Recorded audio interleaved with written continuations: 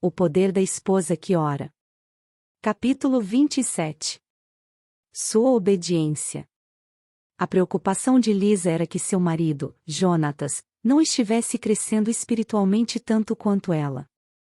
A sua comunhão com o Senhor se aprofundava a cada dia, enquanto a dele parecia estar diminuindo com a mesma rapidez.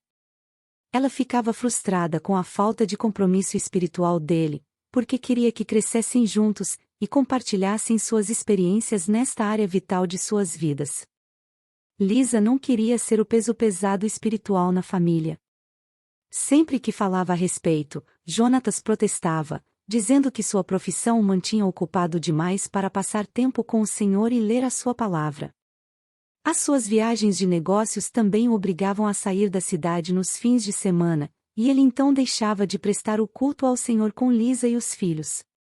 O que mais a perturbava era que nada disso parecia aborrecê-lo, isto é, até que seu trabalho se tornou mais desafiador do que ele podia desincumbir-se confortavelmente.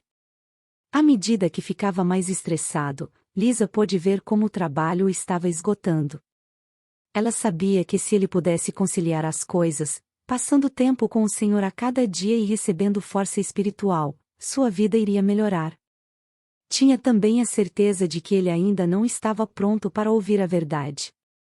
Embora Lisa soubesse que Deus estava chamando Jonatas para este passo de obediência, ela decidiu não dizer nada. Em vez disso, orou todos os dias para que ele desejasse mais da presença de Deus em sua vida. Embora orasse durante meses sem sinal de mudança, certa manhã ele anunciou baixinho: "Vou mais cedo ao escritório hoje porque preciso de tempo a sós com o Senhor, antes de fazer qualquer outra coisa." Lisa agradeceu silenciosamente a Deus. Desde então, salvo algumas exceções, ele passou a sair cedo de casa todos os dias, para ler a Bíblia e orar em seu escritório. Isso foi há 2 anos e agora esta disciplina espiritual estendeu-se também à física. Ele está se exercitando, comendo bem, perdendo o excesso de peso e ganhando novas energias. Só Deus pode fazer isso. Se você observar que seu marido está andando claramente por um caminho errado, deve dizer alguma coisa? Em caso afirmativo, o que deve dizer e qual a hora certa para fazê-lo? O melhor meio que encontrei para isso é levar o assunto primeiro a Deus e pesá-lo na balança do Senhor. É possível ele mande que fique calada e ore, como fez com Lisa. Mas, se orientá-la para falar a seu marido sobre o assunto, haverá muito mais possibilidade de ele ouvir a voz de Deus nas suas palavras se você tiver orado antes de falar. Qualquer coisa entendida como implicância será contraproducente, e é melhor que não seja dita. Orar para que os olhos dele se abram à verdade, e seu coração seja convencido será muito mais eficaz do que você dizer-lhe o que deve fazer. Você pode encorajá-lo para fazer o que é certo e orar por ele para que faça o que é certo, mas no final será a voz de Deus que causará o maior impacto. Homem algum pode receber tudo o que Deus tem para ele se não estiver vivendo em obediência. Jesus, que nunca fez rodeios, disse: "Se queres, porém, entrar na vida, guarda os mandamentos." Mateus capítulo 19 versículo 17. Ele sabia que nada daria a um homem mais paz e confiança do que saber que ele está fazendo o que Deus quer que faça.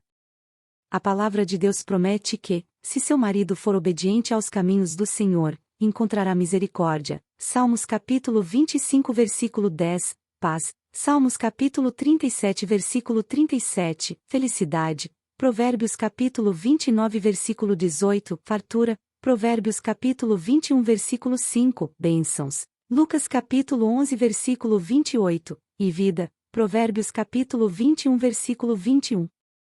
A desobediência resulta em graves consequências. Provérbios capítulo 15 versículo 10, em orações não respondidas. Provérbios capítulo 28 versículo 9, e na impossibilidade de herdar as grandes coisas que Deus guarda para ele. 1 Coríntios capítulo 6 versículo 9. Andar em obediência não significa apenas seguir os mandamentos, mas também atender às instruções específicas de Deus. Por exemplo, se Deus instruiu seu marido para descansar, e ele não o fizer, isso é desobediência. Se ele mandou que parasse de fazer um certo tipo de trabalho, e ele continua fazendo, isso é desobediência. Se ele lhe disse para mudar e ele não mudou, isso também é desobediência. O homem que faz o que Deus pede, constrói a sua casa na rocha. Quando a chuva, a inundação e o vento chegam e caem sobre a casa, ela não será derrubada. Mateus capítulo 7 versículos 24 ao 27.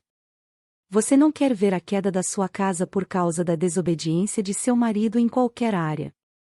Embora não lhe caiba fazer o papel de mãe ou de policial para ele, é sua obrigação orar e falar depois de receber ordens de Deus.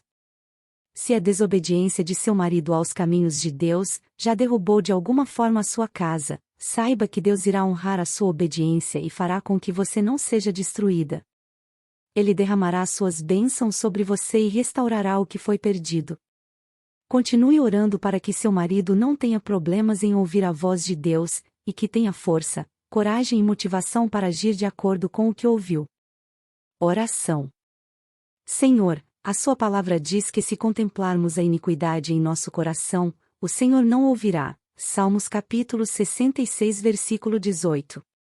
Quero que ouça as minhas orações e peço então que me revele onde há qualquer desobediência em minha vida, especialmente com relação a meu marido. Mostre-me se sou egoísta, pouco amorosa, crítica, irritada, ressentida, incapaz de perdoar ou amarga para com ele. Mostre-me onde não obedeci ao Senhor ou não vivi no seu caminho. Confesso isso como pecado e peço o seu perdão. Oro para que dê ao meu marido o desejo de viver em obediência às suas leis e aos seus caminhos. Revele e arranque qualquer coisa nele que não venha do Senhor. Ajude-o a submeter cada pensamento e ação ao seu controle. Lembre a ele de fazer o bem, não falar mal de pessoa alguma, e ser pacífico, amável e humilde. Tito capítulo 3 versículos 1 e 2. Ensine-o a aceitar o sofrimento da disciplina e do discipulado. Recompense-o segundo a sua retidão, e segundo a pureza das suas mãos. Salmos capítulo 18 versículos 20. Mostre-lhe os seus caminhos, ó Senhor, e ensine a ele as suas veredas. Guie-o na sua verdade, pois o Senhor é o Deus da sua salvação. Salmos capítulo 25 versículos 4 e 5. Faça dele uma pessoa de oração, pois sei que quando adoramos ao Senhor, ganhamos mais discernimento, nossas vidas são transformadas e recebemos poder para viver conforme o Senhor quer. Ajude-o a ouvir suas instruções específicas para ele, e capacite-o a obedecê-las. Dê-lhe um coração que anseie por cumprir a sua vontade e que ele possa gozar a paz, que só vem da vida de total obediência aos seus mandamentos. Instrumentos de poder.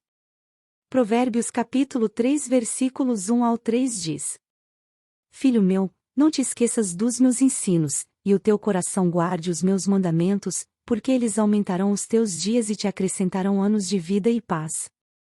Não te desamparem a benignidade e a fidelidade, ata-as ao teu pescoço, escreve-as na tábua do teu coração.